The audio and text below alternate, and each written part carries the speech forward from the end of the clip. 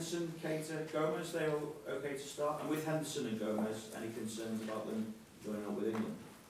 Because of the injuries that they've had, I know Gomez was slight to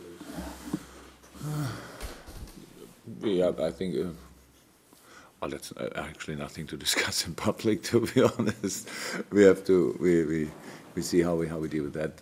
It's different with the two boys, so it's different things. And so, if there's something to talk, then I talk to Gareth about it. I would say it's better than telling you and then he has to read it or whatever. We'll see. But for the weekend, they are all available. Do I have influence on that? What do you mean? If they can have a speech in the dressing room? Yeah. No, they can't. There's only one. Actually, there's only one real assessment that counts. So that's mine, and that's why I don't do it directly after a game. So we have all our emotions, stuff like that, and disappointment is not a good. Or frustration is not a good advisor, or not a good feeling for an analyze for a meeting with players. So it's not that I feel better afterwards because I said all the things I had in my mind in that moment. I mean, if I'm angry or whatever, that doesn't help. So a full night and maybe a morning helps to see the things in the right way. That's at least in my understanding. So, and that's no. But the players talk to each other, so I'm not between them and ask them and listen to what they say.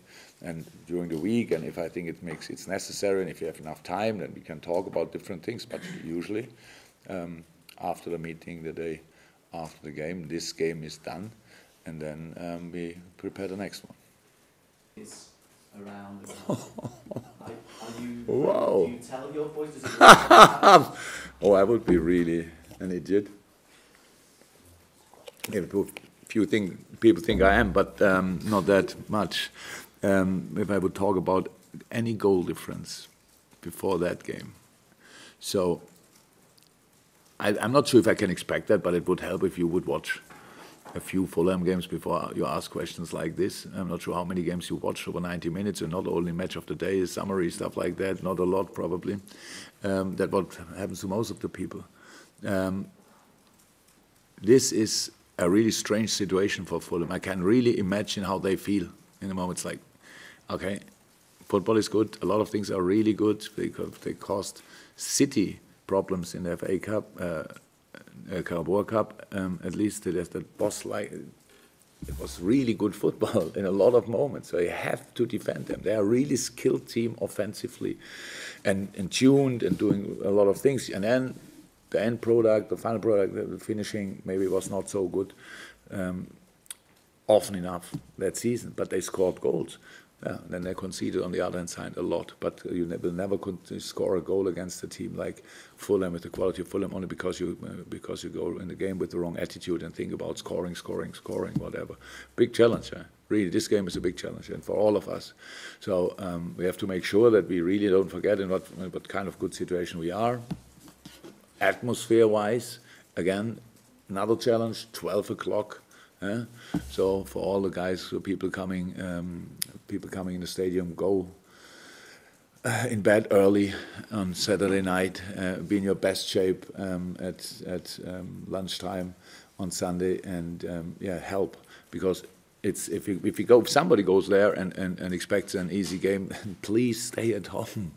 Then please stay at home, because it will not be, and it will be a really tough thing. It's a tough job to do, and it's good that we said it already, that we have maybe want to show a reaction. Yeah, that would make sense, but the right reaction. Yeah, I'm just wondering what the players have been like the last couple of days, because you said that, I saw you at the press conference after the game, you said that no one expected that performance here. Andy Robertson also spoke by saying that... Sorry, David?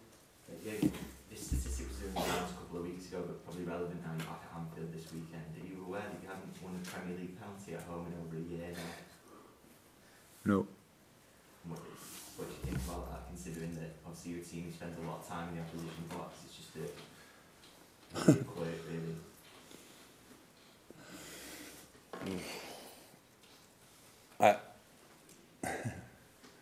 So let's take the Arsenal game. So it's not about a penalty at home. It's what in the beginning of the season, maybe in 1-2 situations, I'm not sure we were a bit lucky with ref decisions. I'm not sure if it was anybody told me afterwards about Huddersfield possible penalty with James Milner handball. Didn't watch it back. But for example, the Arsenal game and the game with who we played before Arsenal, Cardiff. The goal Cardiff scored was offside.